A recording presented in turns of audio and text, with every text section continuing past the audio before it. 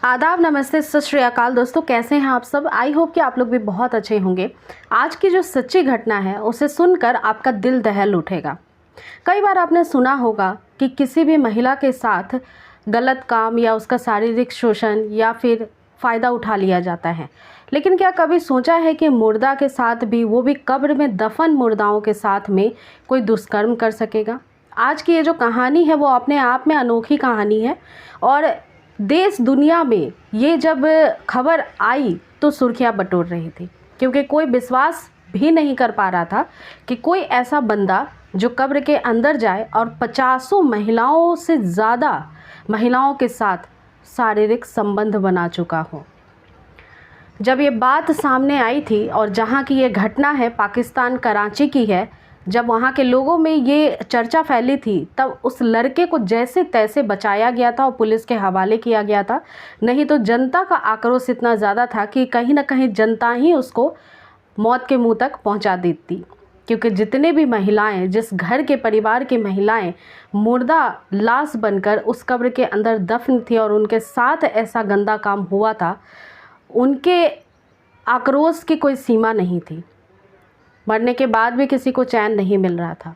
तो आइए इस कहानी को शुरू करते हैं, लेकिन कहानी सुनाने से पहले आप सभी से रिक्वेस्ट करूंगी कि यदि आप चैनल पर न्यू हैं तो मेक श्योर चैनल को सब्सक्राइब कर लीजिएगा, ताकि ऐसी सच्ची कहानियों को मैं आपके सामने लेकर के डेली आती रहूं और आप कहानियां सुनते रहें। तो आज की जो विचलित कर देने वाली घटना है ये पाकिस्तान के कराची की है। कराची के ही पास एक जगह है जिसका नाम है शरजोदा, और यहाँ पे एक लड़का जो कि नौकरी की तलाश में निकला था जिसका नाम था रियाज।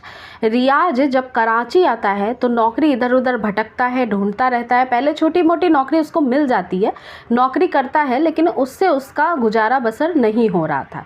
एक दिन उसकी मुलाकात होती है बजीरा नाम के एक लड़के से, और दोनों ही हम उम्र जैसे ही थे, लगभग 20-22 साल के करीब उनकी एज थी।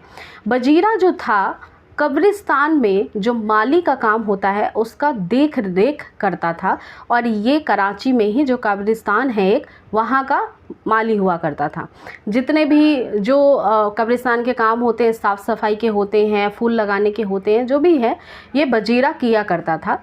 और बजीरा ने रियाज से कहा, क्योंकि उनकी दोस्ती हो गई थी, काफ़ी बार ये मिले थे आते जाते रास्ते में, तब दोनों की दोस्ती हो गई थी। और रियाज और बजीरा जो थे ये दोनों बहुत अच्छे जब दोस्त हो गए तो रियाज ने एक दिन कहा कि मुझे ढंग की नौकरी नहीं मिल रही है और मैं कुछ भी काम यहाँ की तलाश में आया था, जैसे कि काम करना चाहता था। छोटे गांव से हूँ तो मुझे काम की तलाश में ही कराची आना पड़ा, लेकिन यहाँ भी ढंग का काम मिल नहीं रहा है, मेरा गुजर बसर ठीक से हो नहीं पा रहा है। बजीरा कहता है कोई बात नहीं है।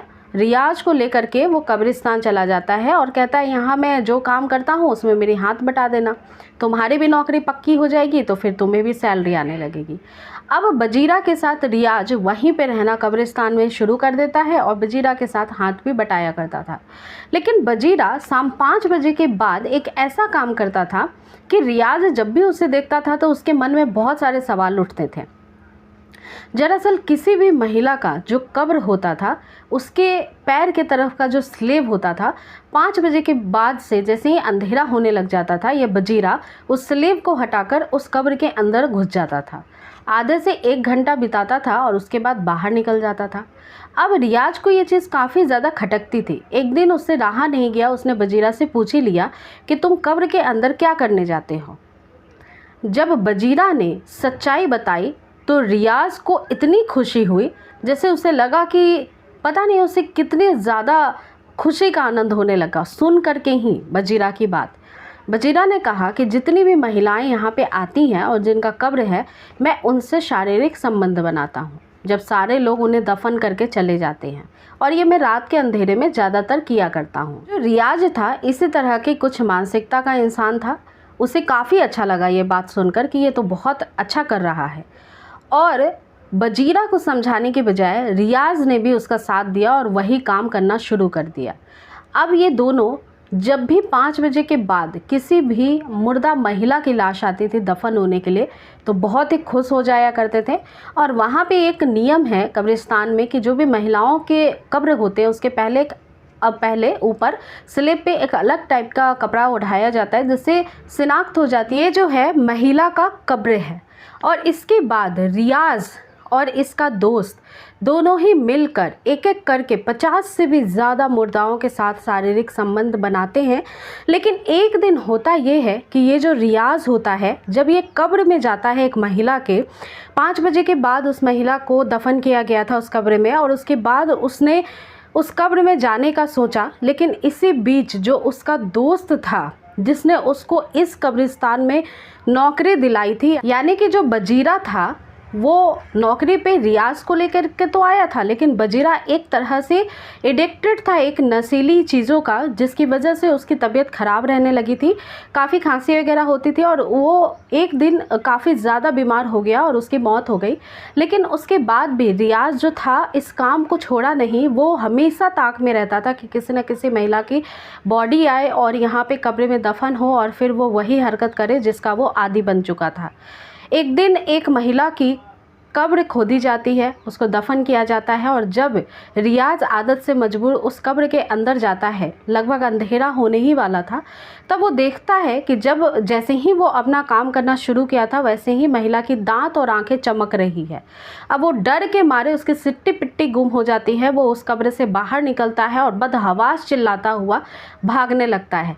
जब लोगों को वो अपनी इस हरकत को बताता है कि वो किस वजह से कब्र के अंदर गया था और कैसे परिस्थिति में उसने एक महिला को देखा है, तब लोगों के गुस्से का जो आलम था वो इतना भयानक था कि उसको जैसे तैसे बचा करके पुलिस के हवाले सौंपा गया। और जब पुलिस ने भी ये वारदात को सुना तो पुलिस भी सन्न हो गई थी। जितने भी वहाँ पे कब्र में महिलाओं की लाशें थी, उनके परिजन का जो गुस्सा था वो चरम सीमा पे था, और हर कोई व्यक्ति इतना ज़्यादा गुस्से में था कि उसकी मौत की ही मांग कर रहा था।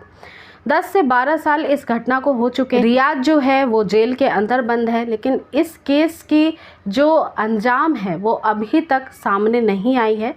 जिस भी अंजाम तक ये केस पहुंचता है वो ज़रूर कभी ना कभी मैं आपके साथ साझा करूंगी, जैसे ही कुछ भी इसका अंत होता है, क्या सज़ा सुनाई जाती है इसे। लेकिन ये घटना अपने आप में ही इतनी विचित्र घटना है कि इंसान की जो लालच है, हवस है, वो इतनी बढ़ गई है कि जिंदा तो जिंदा है, मुर्दा तक को वो नहीं छोड़ते हैं। तो इस कहानी का सुनाने का मेरा मकसद आप सभी की भावनाओं को ठेस पहुंचाना नहीं था। मैं बस आपको जागरूक करना चाहती थी, कहानी ऐसी सच्ची सुनाना चाहती थी जो अपने आप में अनोखी कहानी है। देश विदेश में भी इसकी काफ़ी चर्चाएं हुई थी जब ये सामने आई थी।